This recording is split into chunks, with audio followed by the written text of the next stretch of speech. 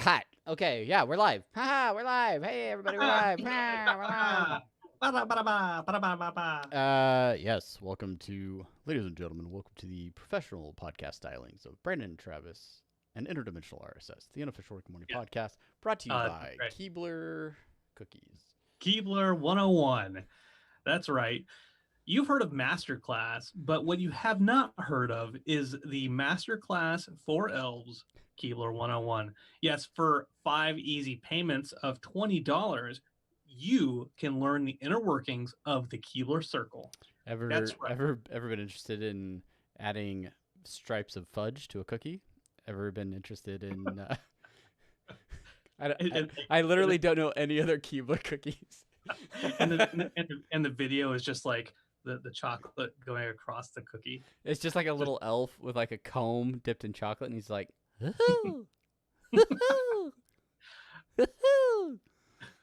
for only 5 easy payments. Get the master chocolatiers living in a tree, the Keebler elves, to show you everything there is to know about fine bakery cuisine. I don't know. It's like Enya or it's like, that's the song I had in my head. Oh, as soon as you said Enya, I was like, yeah, that's it. Yeah. It's just so great. It's just so great. Oh, hey, we're getting retweeted by Alex and Fred. Oh, I tagged them in the stream announcement. I know you did. It's not as if they were sitting here waiting for us.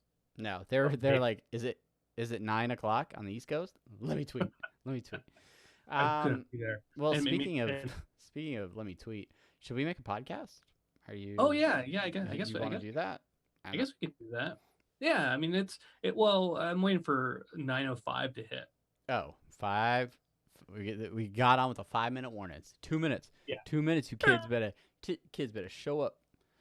You got 2 minutes. All right, 2 minutes. Last 2 minutes of regulation. 2 minutes.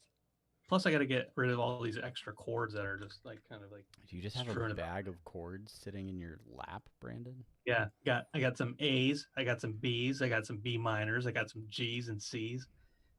That's a music joke. All right. Well, I mean, I guess that's close enough to 9:05. Well, not even a whole minute has gone by since you last told me we should wait. Not a whole minute. Yeah. Vodka and Orange Crush. Classic Brandon move. Classic Brandon concoction.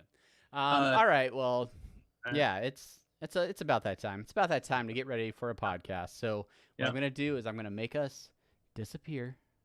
Ready? Boom, and we're gone. And then Brandon is gonna play the intro stuff, and then we'll be doing it.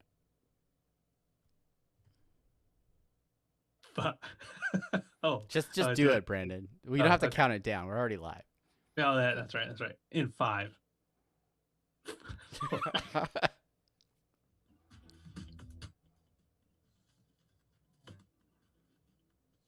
can't hear the music at all. Do what? No, you can't hear the music. Oh, no. I'm not gonna keep going. I mean, it's Zoom is so bad. Guys, we're still here, by the way. We're still here. We're professionals. We've been doing this for 5 years. You can't hear the music at all, is what you're saying. When you like just hit and it's playing by itself, like I don't know if it's too loud, too quiet. I don't know what it is, but our video sharing software does not like to just. When you're in Zoom, let me ask you this: when you're in Zoom and you go to your volume settings, and by the way, welcome everybody to the stream. When you go to your volume settings and you go to your audio settings. And then you go to audio and then advanced settings. Under audio processing, do you have suppress persistent background noise to auto? Do you have suppress intermittent background noise to auto? Jeez, I don't know, Brandon. Hold on. I got to look at this stuff. Hold on. Guys, we're not going anywhere. Stick around.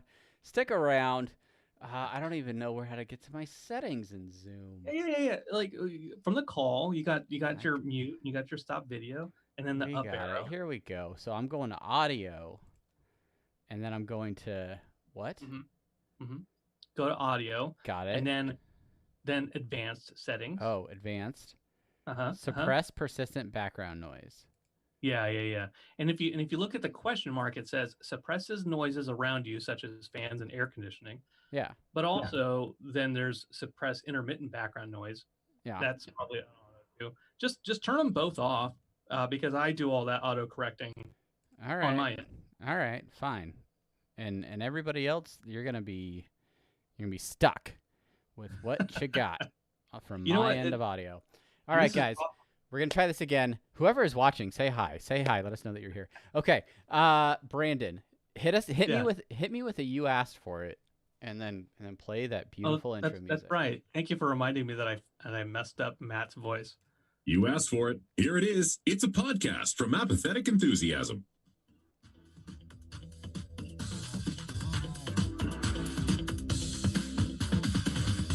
Coming to you live from a long-lost segment of the show where we actually have interviews, this time with not one, not two, but three people. That's right. It's time to get your bird on. It's time for Interdimensional RSS, the unofficial Rick and Morty podcast. Hello, everybody. Welcome to Interdimensional RSS. I'm Travis. Hello, everybody, and I am Brandon Cruz, and welcome to the show.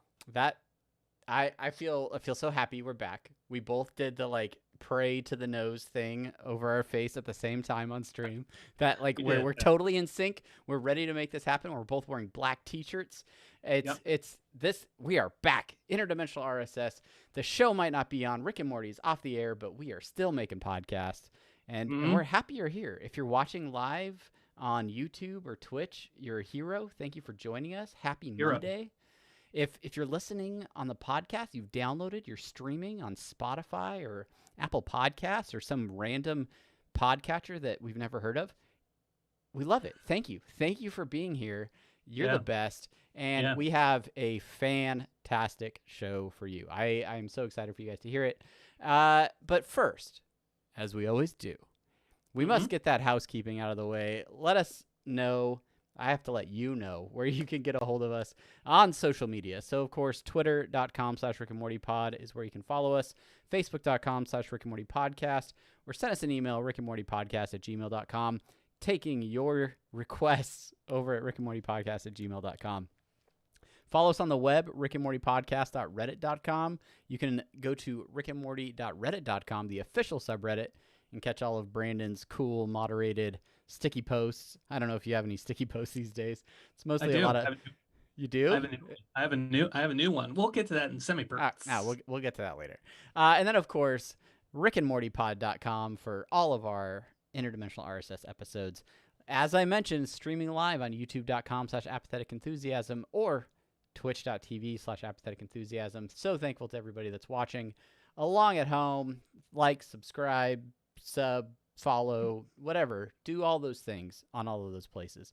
And then, of course, you can support the show monetarily over on our TeePublic page. That's apatheticenthusiasm.com/shop. There's a much more complicated link, but you don't need to do that. You can get shirts like this one, with our faces on it. You can get you can't get Brandon's shirt. You can get our Unity shirt. If you're listening to this, you remember Unity, make sure you represent with your Unity t-shirt.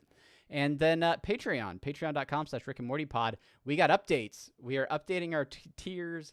We are getting more engaged and involved. Brandon, do you want to break down the work that you've diligently been doing on Patreon? Oh yeah, I wasn't expecting to do that so early. I was expecting this to be more semi-perts, but only because we are a Rick and Morty podcast, and any news related to us is kind of semi-pertinent. Well, all right, then you know what, Brandon, you've put it off long enough. Let's not waste any more time. Let's get right in to semi-pertinent news. Bring ding ding ding ding ding ding ding ding bring ding ding ding ding ding ding bring ding ding ding ding ding ding bring ding ding ding ding ding. It's semi-pertinent news for you, for me. Bring ding ding ding ding ding. For us, semi-pertinent news for everyone. Let's start out by talking about neither of the things that Brandon had mentioned earlier. Let's get into the most pertinent of semi-pertinent news items. Ladies and gentlemen, The world is still on fire, but that doesn't mean we can't have a convention or two. Let's get hyped. Let's get excited for Adult Swim Fest, the 3rd annual. There's already been 3 of these. What? It's already been 3 years, man. Since the first time we went to the Adult Swim Con presents Adult whatever. The first year we went was in well, they're both in California. The first year we went, we happened to be there I was there for my friend's wedding. And I crashed your friend's wedding. You crashed the wedding, and then I don't even remember where you stayed. Did you stay at my in-laws' house? Yeah, I don't remember. I slept at the foot of your bed in a box. You had a box with a blanket in it, and I just curled up and slept in the box. Yeah. In about like 2 a.m, like you hopped up into bed with me and Chelsea, like just nuzzled between you. Like, is that what Camila does? Yeah. Chelsea, it's your turn. It's your turn to let him out. Anyways, yeah, the first year we were there, we saw it. Ryan Elder did the Rick and Morty the Pickle Rick episode with the full orchestra. It was great. Second year we weren't able to make it, but our good friend Scary Terry Folds was there, good friend of the show. He gave us some feedback from it. And this year, since COVID is raging across the world, and you'll hear some of that in the interview, mostly the United States, but other parts of the world. Yeah. Adult Swim is kind of like in coordination, like kind of along with like Comic-Con. Like there's a lot of virtual events going on. Adult Swim is doing their virtual con this year, and where this comes into play for the Rick and Morty podcast is Friday, July 24th, which is in a couple days at 5 p.m. Eastern, 8 p.m. Eastern, 5 p.m. Pacific. They will be streaming live on Twitch, Adult Swim, twitch.tv/Adult Swim. They'll be streaming live with Dan Harmon, Sarah Chalk, Chris Barnell, others.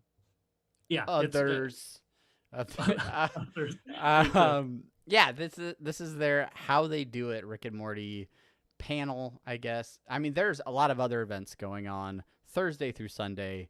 You can catch all of it streaming. Go to Adult Swim's website for all the details. But specifically, if you're a Rick and Morty fan, you do not want to miss this event. You don't want to miss it. Yeah. We're gonna be watching it. We'll probably be watching it live together. Don't miss it. Well, I mean, no promises, but maybe we'll stream before and after. Maybe. Yeah. You think if you want to hang out with us before and after, talk about it. Like it'd be just like meeting us at the con. Yeah. Just like Scary Terry Folds did. Check it, Travis. Look. We will start before the stream. Join us on Twitch, twitch.tv/Apathetic Enthusiasm, and then we will raid the shit out of Adult Swim's Twitch. That's right. And then afterwards, let them know we're here. We can have some coffee and talk about the joy. I mentioned the Reddit earlier about a pinned post. I made a pinned post about the Adult Swim Con and the Rick and Morty live stream event. Lovely. So I didn't link to our website, but like that'd be a little self-serving. It'd be a little self-serving, yeah. Anyway, don't miss it. Conventions are happening digitally this year. I mean, other stuff coming down. San Diego Comic-Con is trying to do an online thing. Podfest, are you prepping that? Are you ready for that?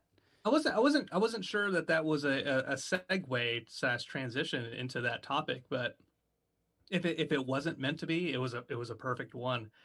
Yeah, I'll never tell Brandon. I'll never tell. Just to let everyone know, there is a thing that is called Podfest that happens every year. It happened earlier this year, actually, in March. It was in Orlando. I went to it. And now they're having a Podfest Global, which is going to be a virtual thing, probably on Zoom or whatever else.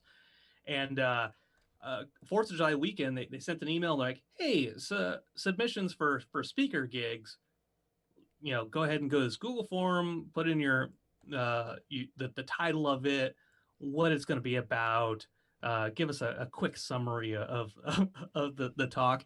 And I was like, all my family's asleep. Like, I'll I should probably be a speaker. It made me nervous to do it, but I'm like, yeah, I should probably at least try. So I slapped together some bullshit, and the bullshit was talking.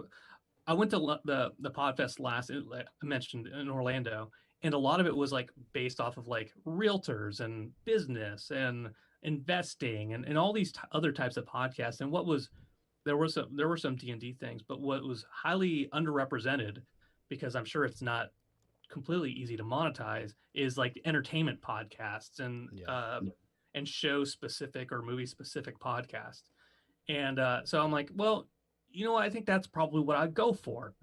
That is what I put the submission in for. So the podcast speaker thing that I applied for was like the voice of fandom and what it's like to be a podcast host for a show specific thing. Because I do the Twilight Zone 1, 2. We talk a lot about movies and what have you.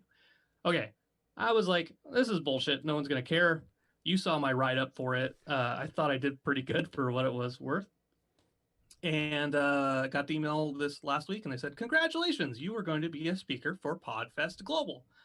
There we go. I will record it because I'm not going to ask you to pay $300 for a ticket. But I mean, just kidding. No, you should pay. Yeah, everyone should pay. Wink.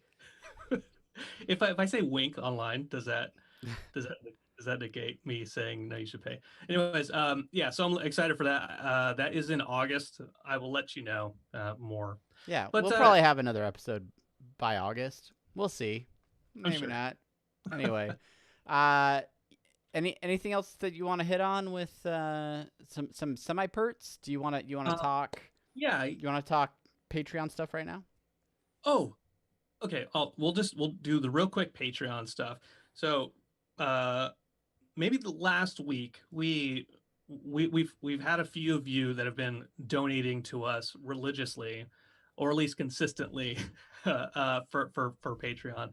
And what we realized, Travis and I, we both looked at the Patreon and we realized, you know what, we need to get back into this, and we need to start giving back to the folks who are giving to us, supporting us. And so we reworked the tiers, and we are providing more behind the scenes back the scenes footage, pictures, more. We are doing pre and post show video, or pre video or post show video, one or the other, whichever one we get around. Remember, for some of those tiers. And then we have added a third tier, which is the stuff that is very, very obscure, but then it's like, that's the stuff that I'm embarrassed to be alive about, that I'm giving out to you. Basically, you're paying for my trust. So there you go. For measly $10, you can have Brandon's trust, and you can make fun of me for forever, but you'll be allowed to. It's it's part of the contract. Realistically, we're gonna put stuff out on Patreon that costs no money. Not everything is gonna be behind the paywall. So make sure, if you're interested in any of that stuff, it's still really early stages, but if you go to patreon.com/RickandMortyPod and follow us there, I think the cheapest tier is like $1 a month. Basically, toss it in the tip jar. We appreciate every donation. You guys really have helped us to be able to do a lot of things with this show that we would not have been able to do without your support. So thank you guys so much from the bottom of our little hearts with the Seriously. Patreon help. And Brandon. And we don't usually talk about Patreon this long. So if this is the first time you've ever listened to the show, we do not publicize. We probably won't talk about it for another year. But yeah, so thank you for your support. I'm changing the subject now. Before we get into our main thing, there's one last little bit for semi-pertinent news that we always do. Little bit. And that is the Dan Harmon Social Media Minute. Dan Harmon Social Media Minute. He's stuck in his house, so all the posts come from his house. Dan Harmon Social Media Minute, guys. Dan is not on Twitter. He's not on Facebook. The only place to find him on the social internet is Instagram. That's right. And we've had a few weeks since an episode. And Dan's been busy. Dan's been busy in the workshop. He's been watching that new Perry Mason series. He's sharing all sorts of things. But what I want to talk about is the sweet Rick and Morty pinball machine.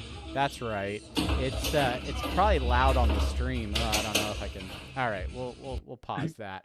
But yeah, check this thing out, guys. Dan Harmon has a Rick and Morty pinball machine in his house. He says it's still really frustrating. Like, is it okay to be frustrated by something that you also kind of created? But yeah, so I totally want to find this Rick and Morty pinball machine somewhere in the world. I want to play it. If anyone wants to donate it to us, we'll be happy. We'll be happy to take one off your hands. We did talk about the pinball machine when it was announced originally a long time ago. I think Spooky Pinball. I think I forget what the name of the company is. I have it on on the Instagram, but yeah, it looked so cool, and it sold out like very quickly. Understandably so. Dan Harmon got one, and I'm jealous. How do you feel about pinball machines? You for them? I'm for them. I'm for them. Really? Yeah, Really I like. It's not the first thing I go and run to in an arcade, but I like, I like pinball. I don't play a mean pinball, but No. You're no wizard. No. Yeah. But I enjoy pinball. Well, when I was in Europe last, I went from Soho down to Brighton. I must have played them all, and the one that I fell right into that, by the way. Oh, really? Yeah. That's unfortunate. Twilight Zone pinball. That's the best one. Okay. Anyways. Okay. Anyway, that is semi-pertinent news. Thank you guys for listening. That's our show. No, we have something very special planned for you guys. It is now time for the main thing. Doop doop doop doop doop doop doop. It's a main doop doop doop doop doop doop doop. The thing doop doop doop doop doop. It's a main thing doop doop doop doop doop. Ah, with Alex and Leonardo and Fred. It's a main thing. All right. Yeah. This is the main thing. All right, guys. So we have something a little bit different for you this week. We are not reviewing an episode. We are getting back into comics. That's right. The wide world of comic books, Rick and Morty comic books specifically. Many of you have asked for us to review comics on the show. Many of you bring up different storylines, things that are happening in the comics when the show is not on the air. And we had an amazing opportunity to talk about an upcoming comic book that has not yet hit the store shelves, but will be out August 5th, 2020. And that is the Birdperson comic book, written by Alex Fearer. You told me this right before the show. Written by Alex, drawn by Fred Stress, Leonardo Ito. And wouldn't you know it, all three of those gentlemen were kind enough to join us for an intimate conversation. We talk all about Rick and Morty. We talk about the process of making comic books. We talk about, where they get their inspiration from. It's a ton of fun. It's a great conversation. Anything else you want to say about it before we get into it, Brandon? Yeah, I wanted to introduce some of that stuff too, but you really stole it from me. I did. I took it all. You stole it from. It's as if you climbed the mount of Brandon's excitement, and you took the rock, crushing it. You took the fire from up there. No, yeah. So just to give you a little bit of background, when we saw that Birdperson was announced, I immediately went over to Alex's Twitter, and I sent him a message like, "Hey, would you be interested in doing an interview?" He said, "Yeah, of course." And from there, he said, "I'll see if the other guys want to do it too." And so he pulled in Leonardo, he pulled in Fred, and a couple weeks later, here we are, and we're doing this interview. So really really great guys to talk to hang out with. It was the first time they'd ever met in person, which is a crazy thing to me. I'm still wrapping my head around. It doesn't seem like it's that big a deal, but I'm like, no, I see all your names on the same goddamn comic. You must be in the same room. You all need to know each other. Yeah. But yeah, it's a great interview. Listen, this is a pre-recorded for the stream, so just FYI, if you want to hear this on the podcast, it will be released tomorrow. But well, I'll cut that out on post for this editing. But whatever, we will see you in a little bit. Without further ado, here's our interview with the creators of the Birdperson comic. All right, everybody. Well, first up, joining us, we have 3 very special guests with us. First up, we have a gentleman who, for over 12 years, brought worlds to life, coloring properties such as Batman animated, Teenage Mutant Ninja Turtles, Powerpuff Girls, Rick and Morty, Sonic the Hedgehog, among many others. Japan, technology, and racing games are some of the things he won't shut up about. Don't believe it? Ask his wife or him on Twitter at Leonardo Ito. A warm welcome to Leonardo. Welcome. Thank you so much for joining us today. Hi guys, thank you for having me. Happy to be here. And, Yeah, and we're happy. We're happy to have you. You're joining us not from COVID-ridden Florida. Where are you located at? COVID-ridden Brazil. It's a different breed of COVID. Yeah, I'm in a small town in São Paulo called Bauru. Ah, fantastic. Right. Well, thank you for joining us from all the way down there. Really appreciate it. I want to throw out the next. Travis, I'm going to take this one.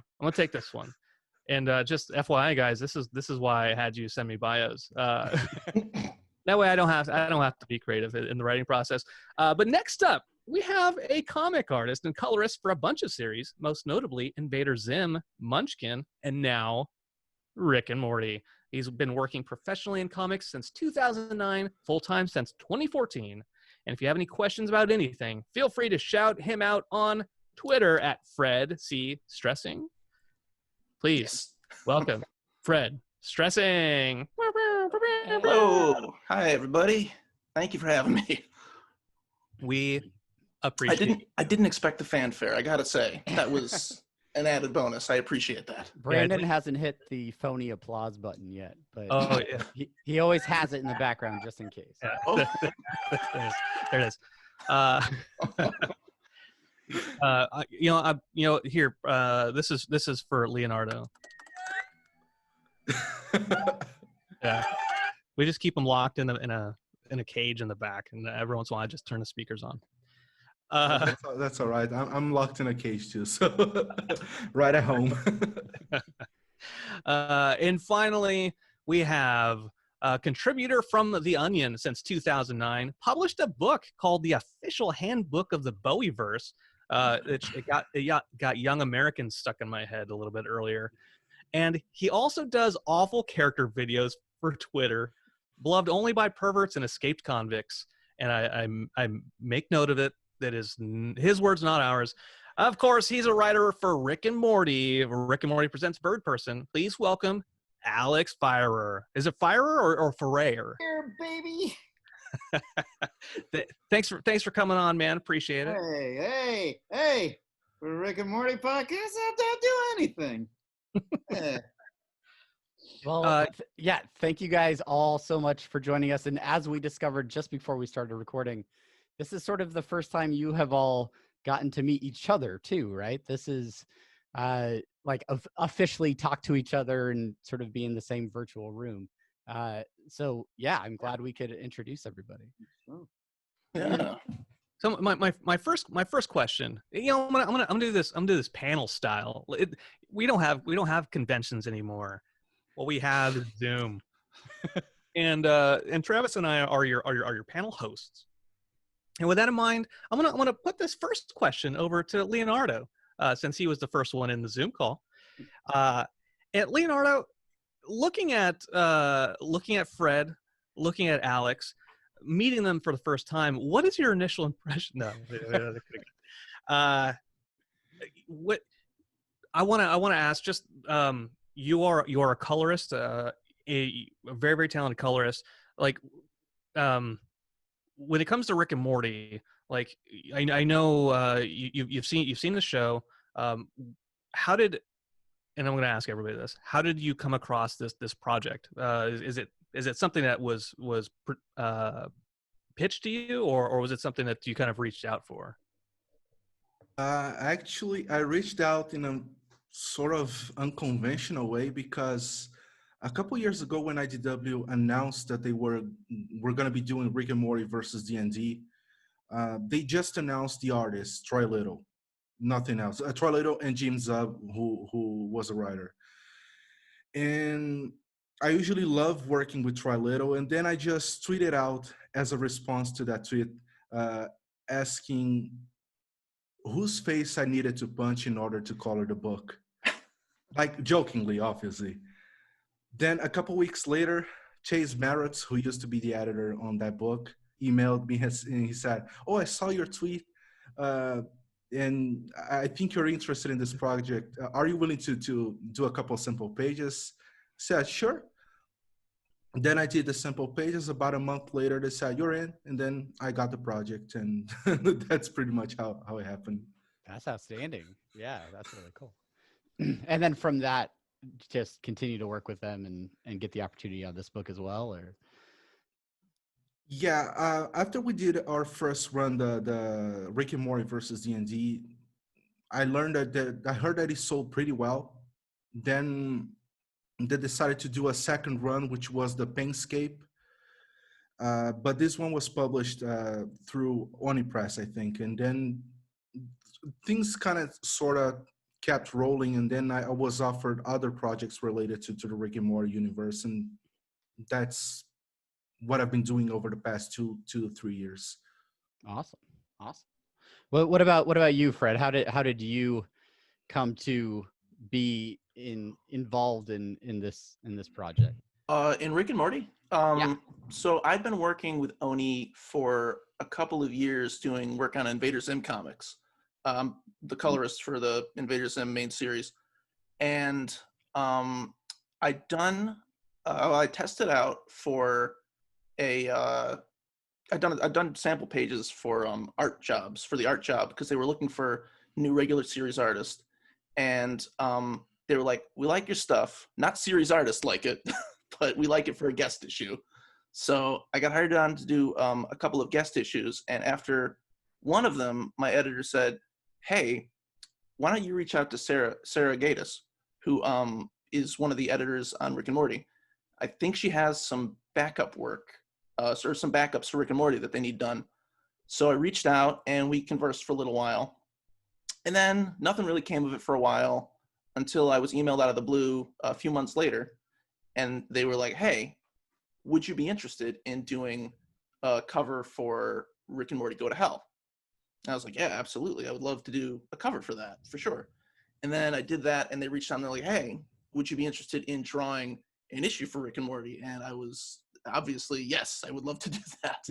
So that's how that happened for me. Yeah. The inner workings of the comic industry. This is really, I don't even care about Rick and Morty. At some point in time, we're like, I just want to hear more about comics. Oh, you want to talk comics? Oh, I can talk comics. All right. We'll I feel like my due diligence is to stick with them. We'll get into comics in a little bit. Comics forever. This is exciting. Alex, speaking of exciting in comics, this is, is this your first comic credit? First writing gig? Well, other than the Bowieverse. Well, the Bowieverse, yeah, that was for the Devastator. That was like a small indie publisher in terms of well, that was a zine company. I had to like walk into stores and go, "Please take my zine," and they would one store would go, "No," and they walk by all these Cards Against Humanity things they have up, and I'm like, "This isn't cool.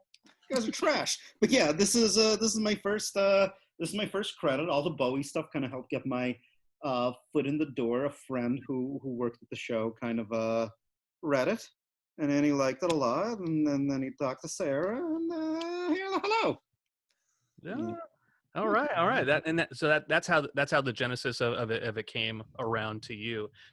Did they pitch it as a Birdperson story specifically, or did they say, is there something you want to cover? Oh, they talked to me. The way the presents are kind of done is we do a bunch of pictures for characters, and yeah. Sorry, you cut out for like half a second. Like, yeah. No Birdperson.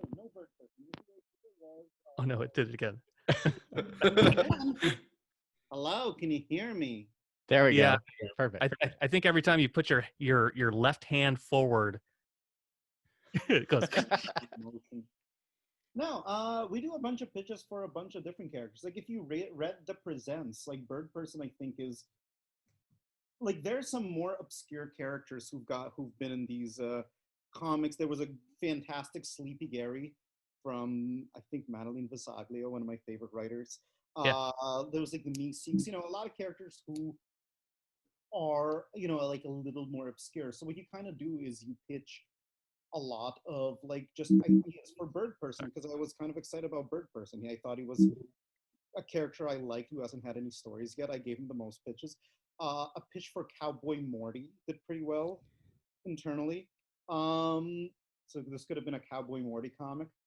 But yeah, no one approached me for Birdperson. It's this twin thing of like, what kind of story do you want to tell? And also very realistically, because it's my first comic, what would people want to buy? And yeah. So I'm glad they went with Birdperson. And some Jessica ideas. Oh, jeez. I don't know if you were watching season 4 at all. Okay, all right. So coming out of season 4, Birdperson was a big deal. Was that part of the like motivation, like the extra motivation to kind of capitalize on that? Oh no. No, that thing came out when the comic was finished. Okay. Yeah, so yeah, I didn't know Birdperson was going to come back. I'm very glad he did. Happy accident. Happy accident. he's great. Now he's back in the show. Yeah. The timing couldn't be better. And you talk about all these obscure, side characters or one-off characters that have been featured in the comics. Birdperson has been a fan favorite for a really long time, since he debuted at the end of season 1. How has Birdperson, or how Birdperson was in the show, sort of impacted each of your interpretations of how to write for Birdperson or draw for Birdperson? I guess Alex, we'll start back with you. What sort of things really stood out to you about Birdperson that you wanted to include in a story specifically about him? There were two things, because I had a lot of pitches about Birdperson. And the thing that, this is not in the comic, but the thing that the most stuck out to me, is he is Rick's friend who is very old, who dates teenagers. And a lot of my pitches, I think this comic is better, but a lot of my pitches were like, I just want to tell the story of this huge stunted weirdo. But the one in the comic was, I was doing research about him, and he is based on a Buck Rogers character. Okay. Himself is based on a real tribe from the Easter Islands who had a, by the way, I only found this out, like, I remembered I did all this research recently, but the thing that struck me the most about Birdperson is he's gross. He's disgusting. He's an older guy who dates young girls. And I took the nicest version of that, which is he probably doesn't fit in with his people. If you're Rick's best friend, you probably don't fit in. Rick is a guy who goes towards outsiders, who likes outsiders. It's why he likes Morty. It's why he hates the Grothlemites. And trying to figure out, like, part of the comic for me, because it's kind of an origin story, is why would these two people be friends? So... Yeah, and I try to look at Birdperson's personality. He's a rebel, and he's very uncomfortable to be around, which I think a lot of people can relate to quite a bit. And I thought, like, Rick and I love listening to Harmontown. And one thing about him is Dan Harmon has a lot of allegiance to kind of like the outsiders. Oh yeah, in- absolutely. yeah. And I like that. I like Spencer. I like everyone like just comes up on stage. Like that element of it is fantastic. So if Rick is based on Dan Harmon, I was thinking Birdperson is kind of based on that kind of fandom. And yeah, that's the kind of connection I tried to pull from. That's awesome. I'm currently working my way through a Harmontown binge of re-listening to all of it since it stopped.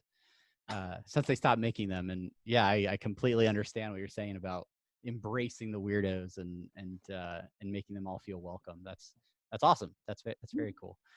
Fred, what about you for drawing the book and drawing this unique story, something we haven't seen about Birdperson? Were there any like episodes or anything that influenced sort of your approach to drawing for this? I mean, at the time, there were only really 2 Birdperson episodes really to pull from. Well, I guess 3. There were 3 Birdperson episodes to pull from. And I sort of would just a lot of it was me just sort of watching it, studying it. I definitely had Harmon on the brain when I was doing some of it, though. Like, I've listened to Harmontown, and I've gone through a bunch of the community commentaries and whatnot. And I'm like, oh, man, this guy. So there was definitely some of that. And I noticed when I was going back through my thumbnails before I did this, I noticed I put too much of that in my thumbnails, where I was like, he's emoting too much.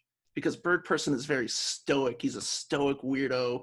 He doesn't have a lot of emotion. He's very, like, he'll have like, I gave him some outbursts here, but I don't, anytime he has an outburst in the comic, it's not necessarily, like, it's an emotional outburst, but it's not something, I'm trying to describe it in the right way. It's not something that I'm like, oh, he's acting like too much or anything. He's still very like stoic, and it's more self-defense or in some sort of action. It's to sort of prove more or less that he's not as stoic as he really is. So it's a little bit of an act in the way I did that.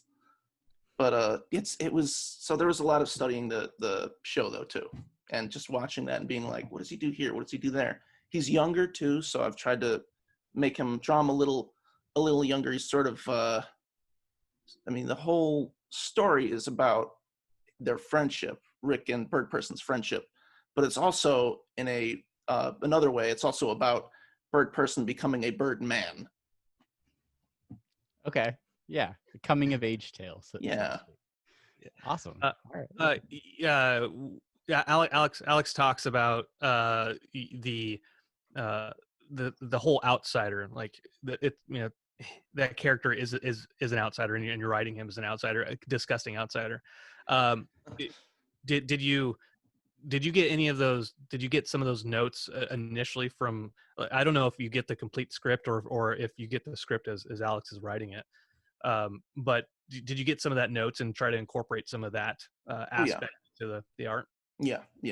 No, I definitely did. I got you do get the script at the whole time, and I just go over and read it, and I take notes. And if I print it, which I'm trying to do less, I'll draw little thumbnails in the margin and be like, what's this panel going to be? What's that pose going to be? Before I get to the more detailed layouts. So yeah, no, I would say a lot of it was in the script. And then there's some of it where I'm just like, I think this would work. I think that would work. I want to add one of my favorite Fred editions that I don't even remember if this was in the thumbs, was he just drew Birdperson as an awkward teen covered in zits with the little, I don't know what you call it, with the awkward mustache. Yeah. And that is brilliant. I love it. Well, oh, go ahead. Yeah, no, I think I was going to ask the same question, Leonardo. So Alex writes, then Fred draws some stuff up, and now you're taking it and you're adding your colors to it, and then again going back to that outsider theme, and lighting and motion and tension. What draws you? Draws, it's an art thing. Into the character of Birdperson. Like how do you incorporate yourself into that? A lot of what I do, a lot of what I did on Birdperson was pretty much informed by both what Alex put on the script and also the show. Because I don't know how it is to Fred, but at least when it comes to colors, you have to strike a fine line between what you want to do and what you're able to get away with a licensor. Because usually if you push things too much, like for example, when I get the pages in the script, I do a cursory reading of the script first, then I start coming up with ideas for certain pages or certain scenes. But when it's time to actually start coloring, I read the script properly, and then I try to strike a balance between what I want to do with the scene, with the character, and what I think I'm able to get away with. And when it comes to shows like Rick and Morty, which is huge, you don't have a lot of freedom when it comes to like pushing things where you would like to go. So when it comes to the Birdperson story, I wanted to play as close as possible to the show. So you're gonna see when you get your hands on the book, you're gonna see that there's a lot of color reference to the show, to the episodes that the Birdperson features in. And in some other pages, not so much. Like I think Fred knows what I'm talking about, and Alex as well. So I'm trying not to say too much here because I don't want to give anything away, but it's mostly striking a balance between being safe and also trying to push things a little bit further and cross your fingers for it to go through. That's awesome. Yeah, that's really cool. Okay, this is a freebie for anybody. Feel free to chime in on this one, but we've talked to some folks that have worked on various comics, Rick and Morty comics in the past, and some of them feel that the Rick and Morty comics don't necessarily take place in Dimension C-137, which is the home dimension for Rick and Morty on the show. And sometimes some of these comics are like expected to be a different dimension or a different version of Rick and Morty. Did you guys consider that? Is there should readers expect this to be pertaining to the same characters from the show, or do you guys come into it with like a, hey, we can do whatever we want because this is dimension whatever? I mean, I tried to, and by the way, if the show does anything, then it's another dimension. But sure. I tried to make it something that could fit into the continuity of the Rick and Morty comic. It's funny when you're working on like a licensed thing, it is a question of, it's like, do the comics take place in a different dimension than the show? And the fun thing, it is up to you, the reader, the teenager picking it up at his beloved comic book store. Because that was something like, I read Simpsons comics a lot as a kid, and the Scrooge, actually, the best example of this, I think, is kind of like the Scrooge McDuck comics. Is the Donald Duck on your candy bar, is the Donald Duck who gets into a fight with Pluto in a kind of okay cartoon, the same Donald Duck who went to the Andes with Scrooge McDuck. And it is, and down the line, there could be like an Alan Moore type, because he was so good at like connecting that kind of like weird continuity, or Grant Morrison type. But also officially, canonically, I believe the universe exploded in issue 60 of Rick and Morty. Okay. Oh yeah. I believe so. So this is. I got it over there. Brandon's like about to reach over for the book, and yeah. But yeah, it's not something I even think about, because I also don't know if I can officially say anything like that. But but I also don't know. It's like, you tell the best story, you want to fit in with the characters everyone likes in the story everyone likes. And right now it does, and down the line they might do a different Birdperson origin. But yeah. Okay, that's cool. Yeah. We talk about Birdperson, and we talked about other bird people and him being an outsider. Do I don't know if you could. I'll ask, and then you can be like, "No, Brandon, I'm not answering that." Do we get to see like any other bird people, bird kids, bird mothers, bird fathers, bird I feel like we planets? can answer this one. I feel like we can. Absolutely. We can. Here's the truth. We can answer anything. I feel like just not spoil any cool moments, but this isn't the show. This is good. Can you spoil the credits? Let's spoil the credits. Who wrote it? Here's a twist. Scratch off Alex Fear's name. That's depressing. And so that kind of. Yeah, Fred, you want to feel that one? Oh yeah, yeah. No, absolutely. You're gonna see some of that. You're gonna see a little more of the Birdperson's planets. You're gonna see more of the bird people. You're gonna see some interesting stuff and some interesting parts of their culture. Yeah. That I won't spoil. No. Okay. Good. Never. Nope. But you You'll have look. you'll have to wait on that one. Yeah, you have to wait. You have to read. Like a normal person. You gotta go to the comic book store. Okay, all right. I'll spend Put the money. mask on. Say I'm risking my life to buy Birdperson. Maybe delete that.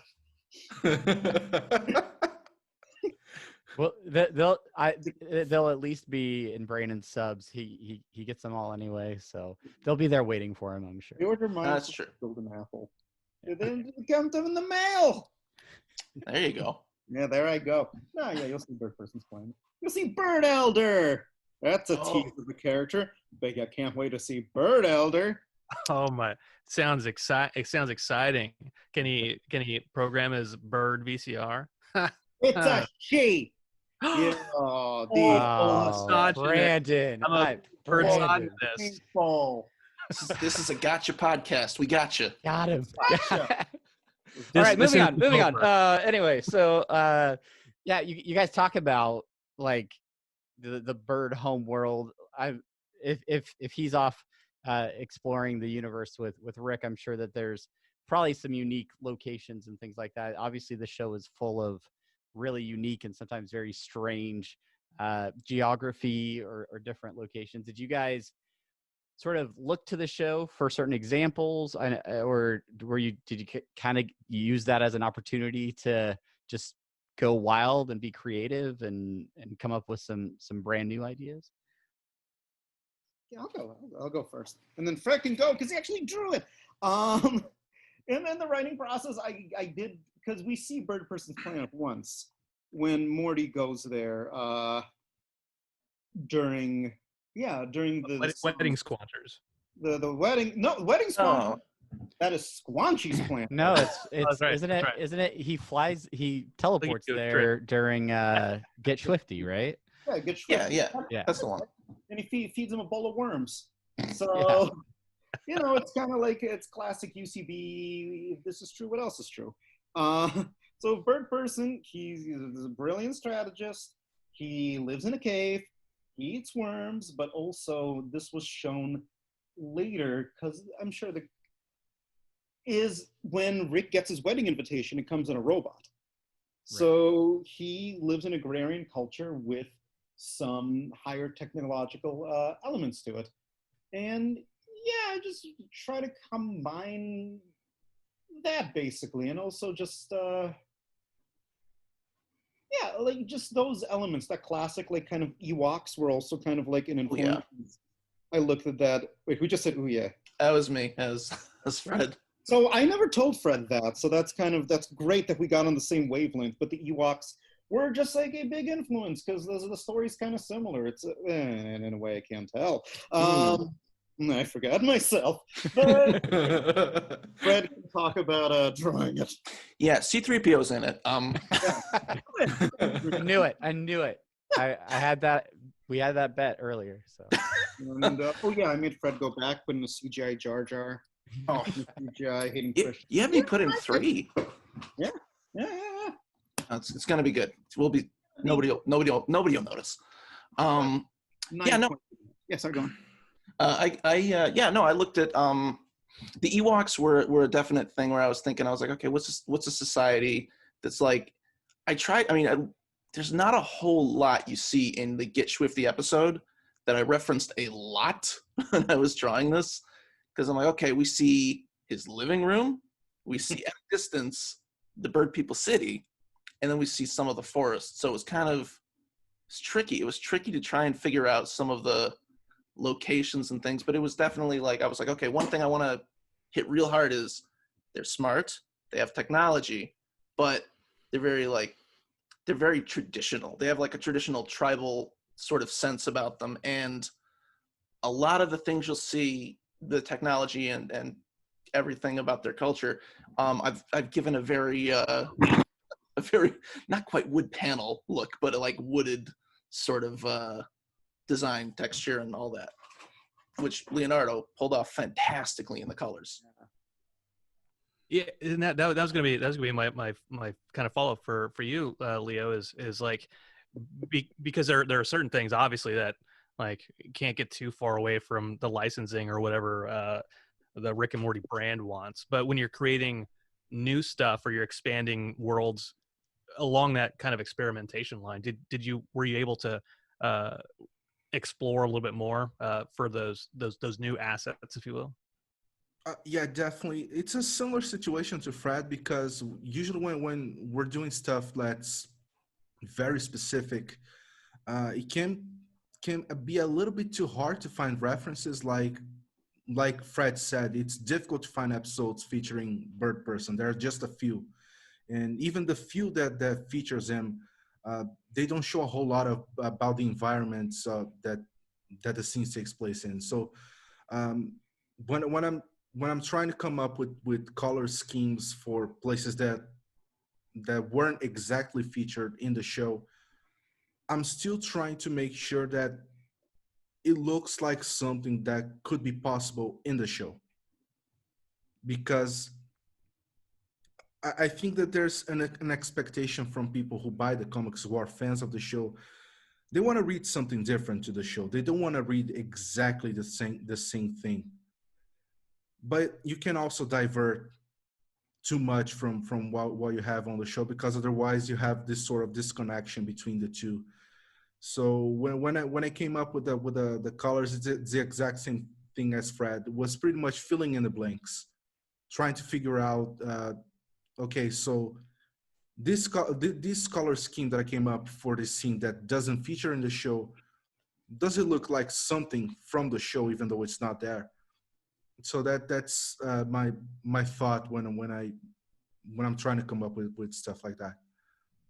I gotcha. Yeah, I think of Corey Booth, who's a colorist for the show, who's on Instagram, and like, you know, he posts his he posts some screenshots of the, you know, the animatics, and then what he does with colors, and it's always it's for someone who, you know, I can't tell if a color is warm or a cold color when I'm going to Lowe's and I'm like, I don't know, I'll paint the walls white. It's cool to me that there's a consistency to colors, that, you know, you can look at one piece of art or media and then look at another one and be like, okay, yeah, that's it. There's a cohesiveness there. Yeah, Look at me trying to figure. Look at you. Look at you. You're art so shit. That's so stupid. I don't know. I'm like, duh. I'll talk about D&D. we were talking. I was gonna say a lot of the stuff we've been talking about. Occasionally, it pops up the idea of the licensor, or, you know, the show itself, sort of having input or having a say about certain things. How does that play into what you guys are doing on the comic? Do you guys get a lot of feedback from like Rick and Morty the show, or any of the creative team or folks over there, or is it really kind of separate? Is there any back and forth with that? Sorry. I think I can go first on this one. Usually, when it comes to the colors, at least, the licensors don't want you to go too far with it. So there's usually this. They usually are willing to accept some sort of exploration, like if you experiment a little bit and push things a little bit too far, they might let you get away with it. But usually you get notes like, this is not quite like the show, so try to bring it a little bit closer to the show, or something like, this doesn't look right, can you do something different? It's usually small stuff, nothing like recolor the entire page. That's never the case. That's usually very localized stuff, like nothing. They're like, Nothing this too big. Columbus needs a little bit more white. It's more of a light pink. It's not a. It doesn't get that specific. Usually it's more in broader terms, and it's up to you to figure out how to bring it closer to what they're asking. Yeah. So I think Fred can attest to it as well. Yeah. I would say, I not so much on this book, but I've worked on other licensed books where a lot of the notes do tend to be, like you were saying, sort of just this is off. Something about it's off, and they don't have a real thing about what it is that's off. And sometimes it's me looking at it and going, I tried something and I don't like it, but that's okay. And other times it's sort of a weird challenge where you have to submit a couple times the color where you're like, is this what you're thinking? But usually art edits I get are much, they're much smaller and much more like small tweaks usually, because a lot of the times I'll send, you'll send thumbnails, and if there's time, you'll send tighter pencils and then go to inks. And usually at that point they see that and they go, oh, okay, our notes are going to be early.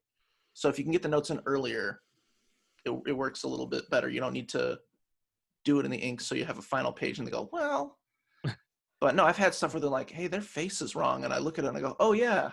Oh, oops. That is the wrong character.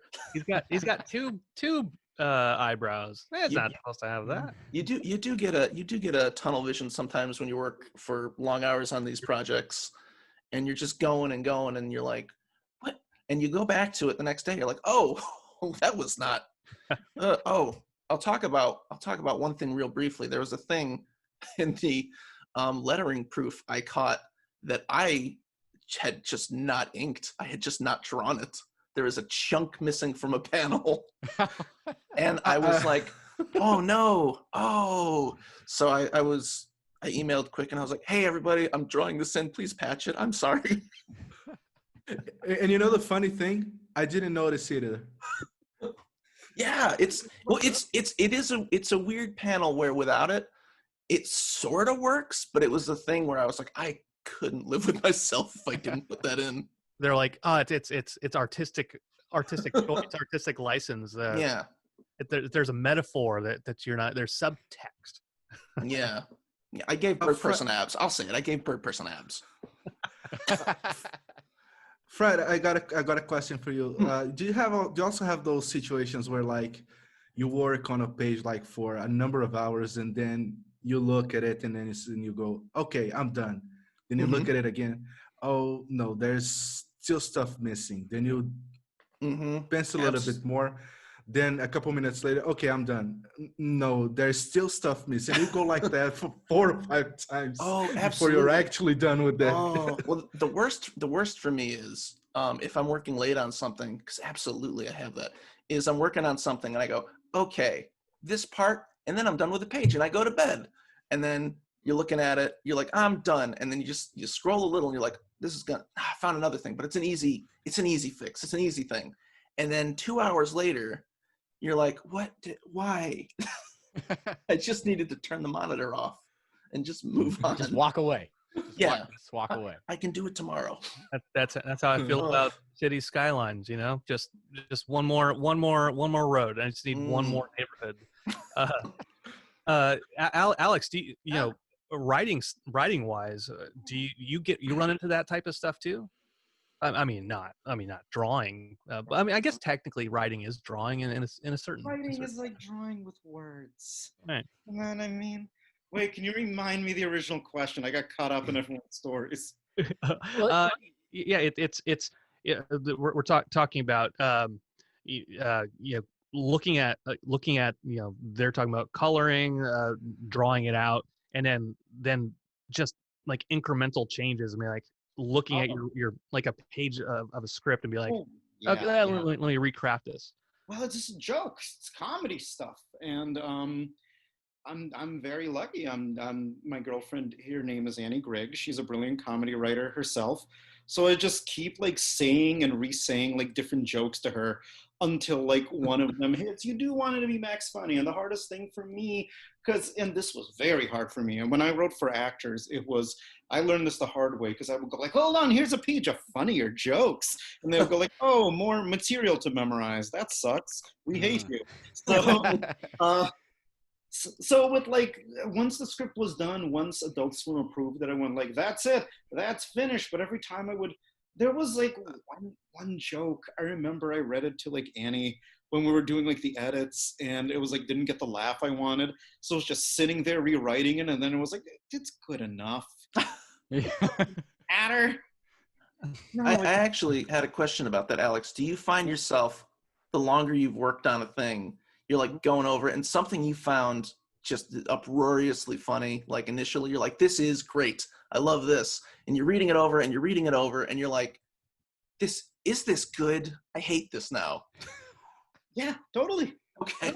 I don't know, because here's the thing. I like being very annoying, especially like in my writing. I like annoying the viewer, and you'll see a little bit of that in the comic. I think that's funny. It's the Bugs Bunny ain't I a stinker thing.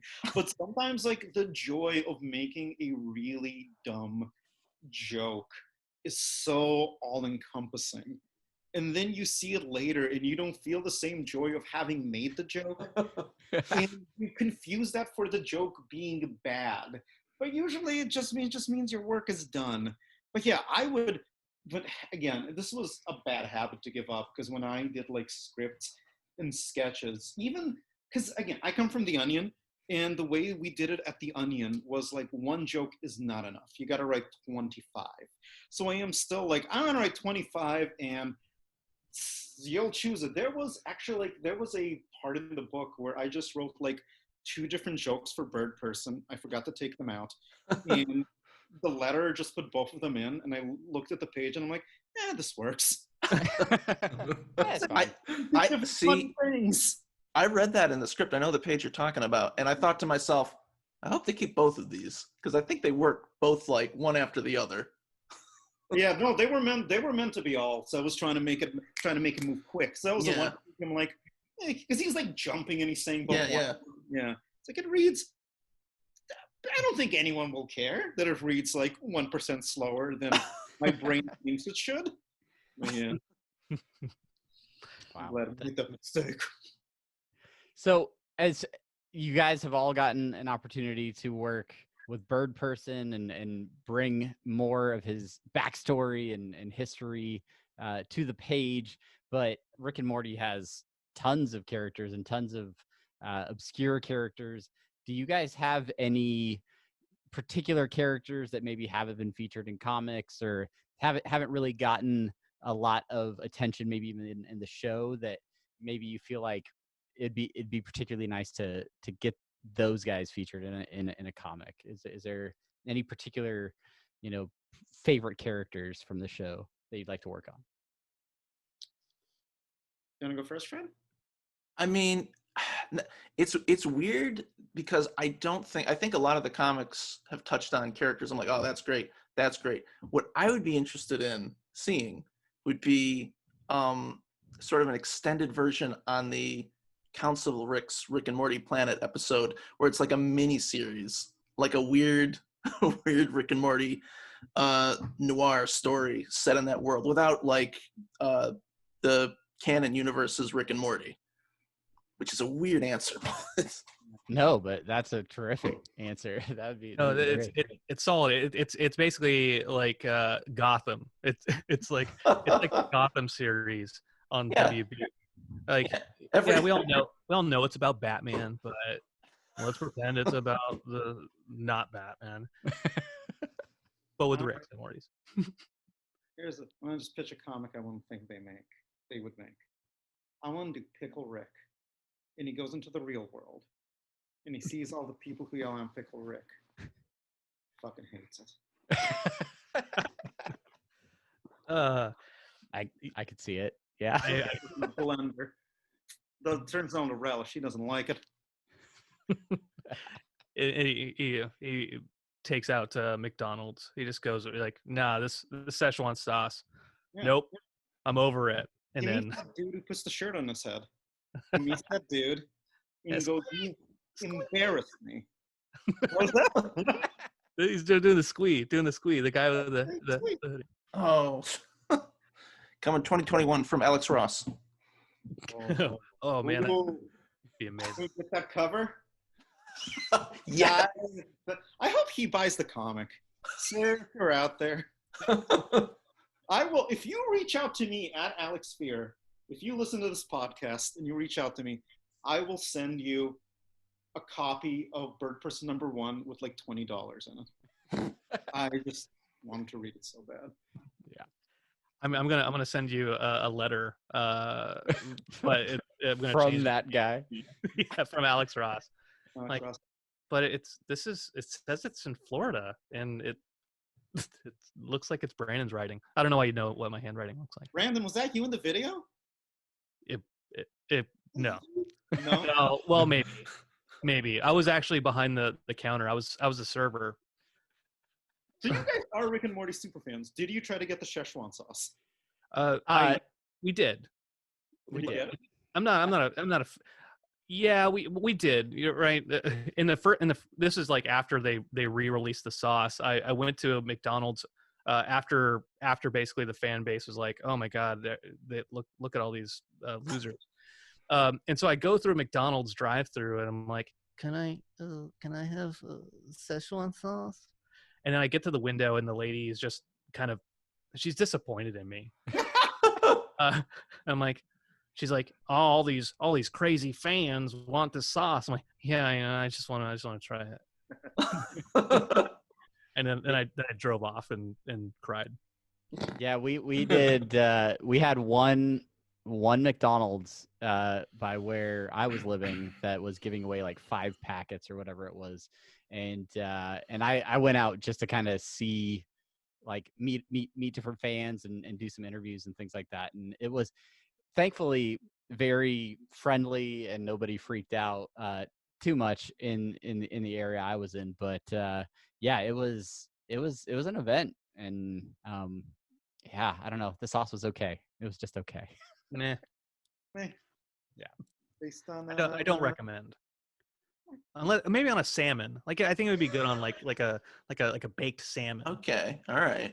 Yeah. McDonald's starts serving beautiful baked salmon. Back in the day, give me it's a double cartoon sauce. First Mulan, then Rick and Morty, and what's next? the Beavis and Butthead reboot. Oh. Care Bears. I think they're coming out with a new Care Bears movie. So Oh yeah, when you puree them up, and Szechuan sauce. There's just like one Care Bear with a Szechuan packet on their chest. Yeah, he doesn't shoot rainbows, just sauce. Can you imagine an episode like that?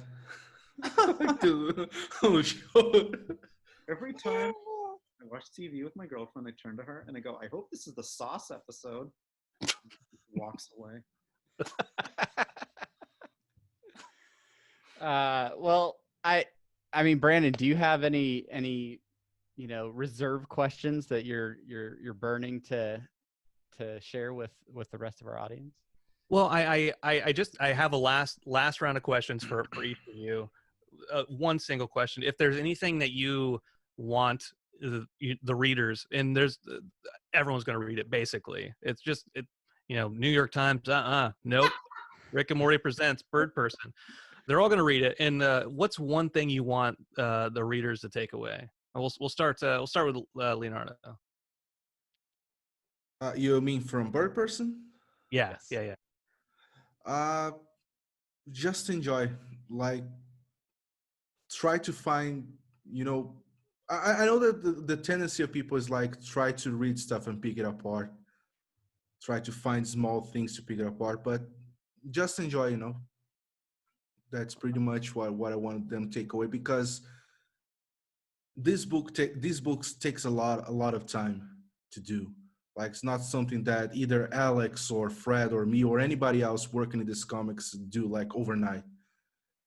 It's our job. We put blood and sweat. I almost said swear, sweat on it, and to make it happen. And a lot of things goes on in the background that a lot of people don't know about. So, at least to me, since I'm working on these books, the only takeaway that I want people to have in this from these books is just to enjoy it. Okay. Fred, what about you, man? I mean, yeah, I hope people do enjoy it. I hope people have a really fun read. It's really fun. It's really funny. I hope it's just a good time reading a comic for everybody. You know, there's a lot of comics out there competing for your attention, but this one is one of the most fun ones, I think, that I've worked on recently. And I think people are really going to enjoy it, and I hope they do. All right, Alex, do you dispute any of those opinions?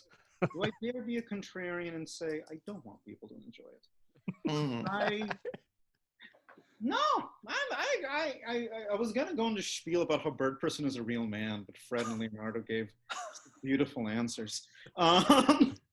I hope people enjoy it. I hope people see how talented Fred and Leonardo are. Fred's art stunned me. Leonardo's coloring stunned me. There's one sequence you're gonna know when you see it that like he killed it on. It's such a beautiful looking book. The colors on that part are spectacular. Yeah, you'll know it. It's a weird book. I'm glad they let me do whatever. Basically, I could do whatever I want, and it's a weird book, and I'm happy about it. I hope.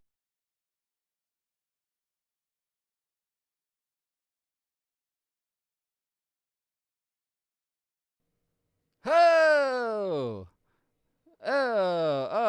What an abrupt cutoff! What a weird abrupt cutoff.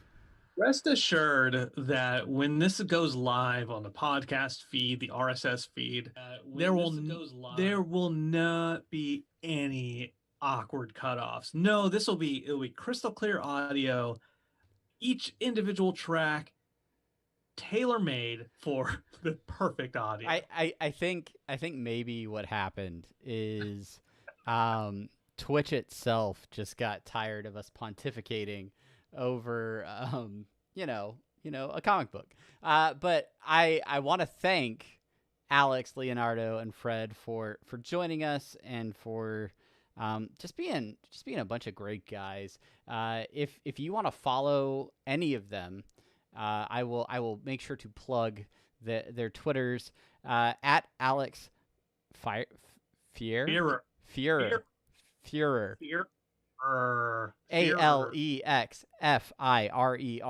Follow him over on Twitter. He's got some great sketches and things out over there. At Fred C Stressing.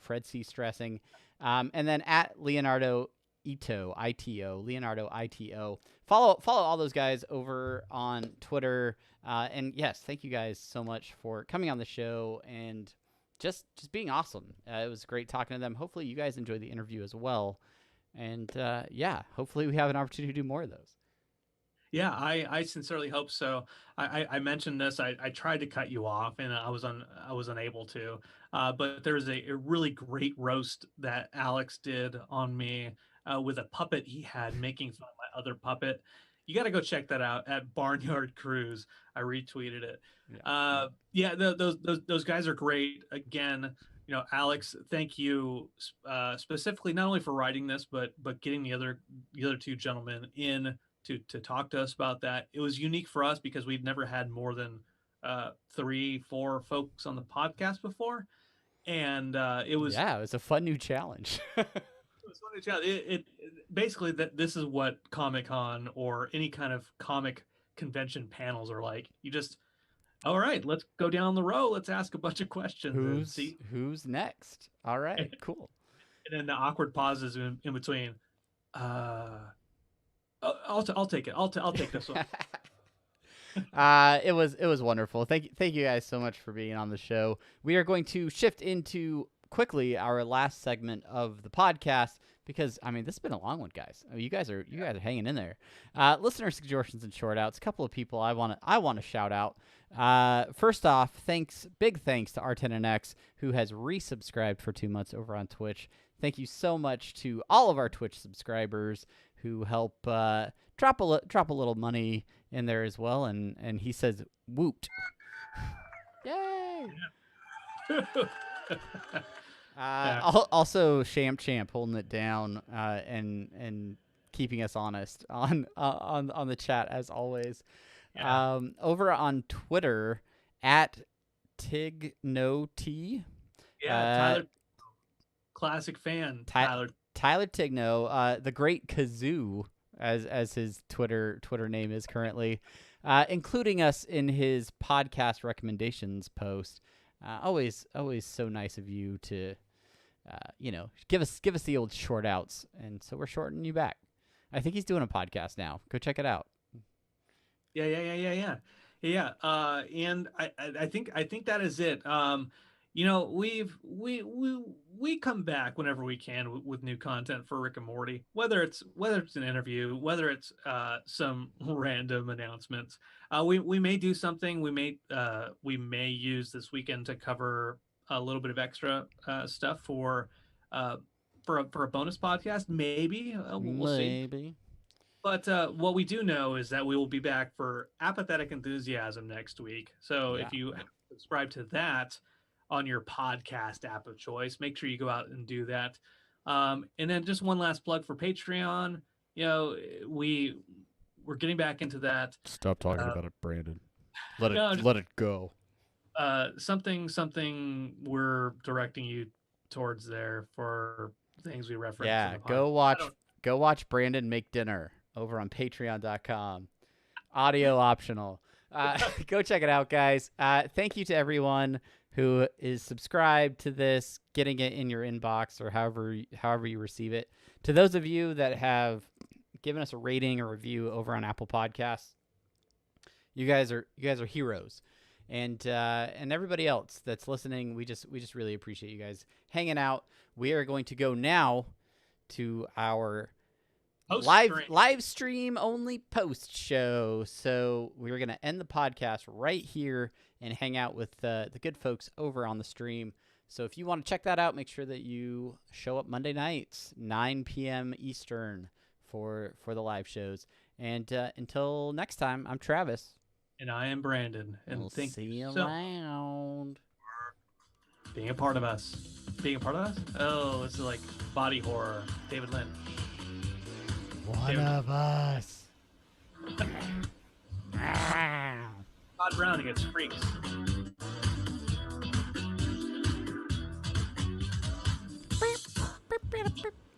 Guys, it's just us.